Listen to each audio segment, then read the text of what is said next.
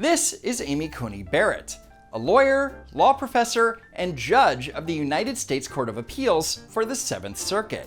On September 26, 2020, President Trump nominated Barrett to succeed Ruth Bader Ginsburg on the United States Supreme Court. This was his third nomination in less than 4 years. And the Democrats lost it.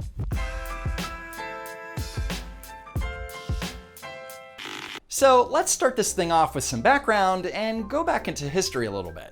On March 16, 2016, President Barack Obama nominated Merrick Garland to the Supreme Court to replace Antonin Scalia. This is the greatest honor of my life. It's also the greatest gift I've ever received. An honor to be nominated? Sure. But a gift? Not so fast. Because the Senate Republicans, led by Majority Leader Mitch McConnell, were not having it and refused to hold hearings or a vote on Garland. It is the President's constitutional right to nominate a Supreme Court justice, and it is the Senate's constitutional right to act as a check on a president and withhold its consent. This is what you call a power move.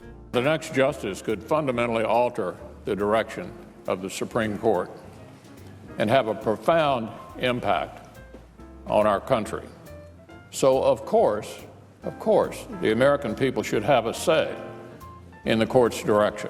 McConnell was referring to the fact that in the 2014 midterm elections, the Republicans had gained 9 seats in the Senate to take back the majority. Not to mention that there was an upcoming presidential election to consider. On September 8, 2016, just 2 months before the presidential election, then Vice President Joe Biden made a plea to Senate Republicans. Give Merrick Garland a vote. Look, folks, you don't have to, my friends in the Senate, you don't have to support Merrick Garland. You don't have to support the Chief Judge of the Circuit. Vote no, but give him a vote. We're setting an incredibly dangerous precedent. So Biden is saying that if the Senate refuses to hold hearings for a Supreme Court nominee, it would be dangerous. But as it turns out, it's kind of Biden's fault. As Chairman Grassley and I declared weeks ago and reiterated personally to President Obama, the Senate will continue to observe the Biden rule. So, what's the Biden rule, you ask? The Senate Judiciary Committee should seriously consider not scheduling confirmation hearings on the nomination until after the political campaign season is over. It would be our pragmatic conclusion that once the political season is underway, and it is, action on a Supreme Court nomination must be put off until after the election campaign is over. So when it came to a Republican president potentially choosing a nominee in an election year, 1992 Biden said that we should wait and hold hearings until after the election. It's the sensible, pragmatic thing to do.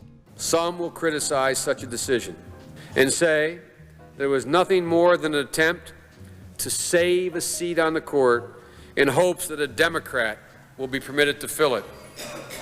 But that would not be our intention, Mr. President.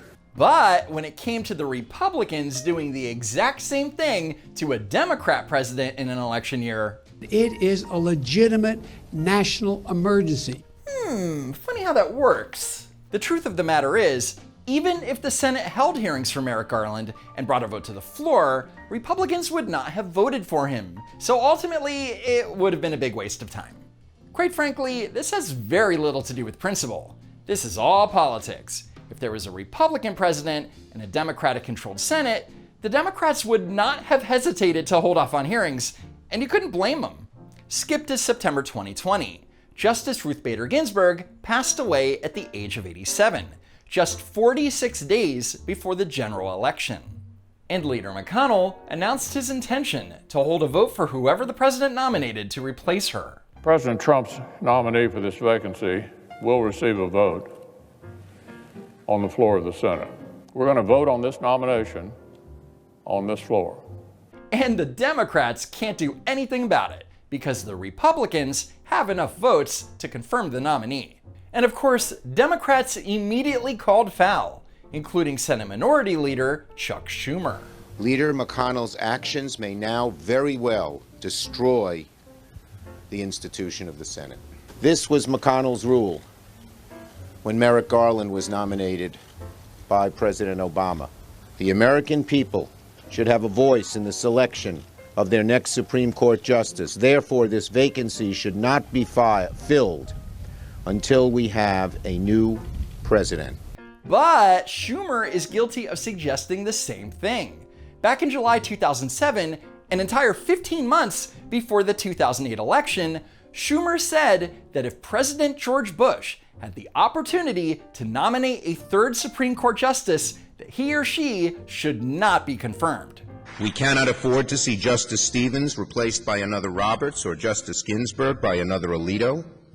Given the track record of this president and the experience of obfuscation at hearings, with respect to the Supreme Court at least, I will recommend to my colleagues that we should not confirm any Bush nominee to the Supreme Court except in extraordinary circumstances. So back in 2007, Schumer called for the Senate to not confirm any Bush Supreme Court nomination. But when Mitch McConnell did the same exact thing to Obama in 2016, Schumer claims that it was an unprecedented threat to democracy. In other words, Chuck Schumer is a hypocrite. So while Democrats like Chuck Schumer claimed that the Republicans were going to destroy the institution of the Senate, other Democrats threatened to destroy the institution of the judicial branch. If he holds a vote in 2020, we pack the court in 2021. It's that simple. And that means if the Democrats regained a majority in the House and the Senate, they could possibly vote to expand the court from 9 justices to 13 or even 15 justices. And that would shift the court to however the Democrats see fit. And this idea is nothing new. During the 2020 election cycle, Pete Buttigieg said that expanding the court to 15 judges would depoliticize it. And Senators Elizabeth Warren, Amy Klobuchar, and Cory Booker, as well as Andrew Yang, were also open to it. Joe Biden's running mate Kamala Harris told Politico, "We are on the verge of a crisis of confidence in the Supreme Court. We have to take this challenge head on, and everything is on the table to do that." In October 2019, during the 4th Democratic presidential debate, Joe Biden was asked if he would add more justices to the Supreme Court. Vice President Biden, the Constitution does not specify the number of justices that serve on the Supreme Court. Would you seek to add justices to the Supreme Court to protect women's reproductive rights? I would not get into court packing. We had 3 justices. Next time around, we lose control. They had 3 justices. And that's a sensible answer, but that was also a year ago, and President Trump has nominated a 3rd Supreme Court justice. So the question is, has Joe Biden changed his mind about packing the court? Well, let's ask him. You know, that's exactly what they want me to talk about, so we don't talk about how they're violating the Constitution now. Hate to cut you off, Joe, but that's not true. No one is violating the Constitution. Look it up. So I'm going to ask again. Will you pack the court? It's a legitimate question, but let me tell you I'm not going to answer that question because it will shift all the focus. That's what he wants. He never wants to talk about the issue at hand. He always tries to change the subject. So Joe won't answer because Orange Man bad. Got it. Well, let's say I answered that question.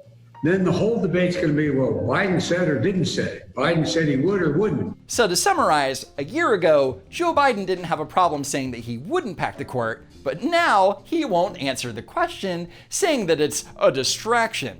And that means, yeah, he's probably going to pack the court. If I were to say yes or no to that, that becomes a big issue. That's the headline here. No, it's only a big issue if you say that you're going to pack the court. Think about it. If Biden said, "I won't expand the court," it would be a headline for a day, disappoint some far-left Democrats, and that would be the end of it. But by not answering it, well, it looks like he's hiding something, and then it stays in the news cycle. And that brings us to the first presidential debate with President Trump. Watch Joe Biden refuse to answer what is obviously a pretty damn important question. Are you willing to tell the American people tonight whether or not you will support either ending the filibuster or packing the court? Whatever position I take on that, that'll become the issue. The issue is the American people should speak. You should go out and vote. You're in voting now. Vote and let your senators know how strongly you feel. "You'll have to elect me if you want to know my position" is not an adequate answer, Joe. Anyway, since it was clear that Chris Wallace wasn't going to push Joe Biden for an answer, it was up to President Trump. You're in voting now. Vote and let your senators know how strongly you feel. Vote now. Are you gonna pack the Make court? sure you, in fact, let people know He doesn't want you're to a answer the senator. question. Trump using blunt force clearly wasn't working. He should have tried to speak in Biden's language. You know, said something like, "Come on, man, answer the question to, you know the thing." I'm not going to answer the question Why because wouldn't you answer that because question? the question You wanna put a lot is of the new question Supreme Court is justices, the radical question. left. Will you Who shut is your- up, man? listen. I stand corrected, Mr. President. That blunt force technique does have its advantages. And that's it for now. If you want to support the channel, buy a cool t-shirt in my Teespring store, and follow me on Twitter and Parler at Don't Walk Run.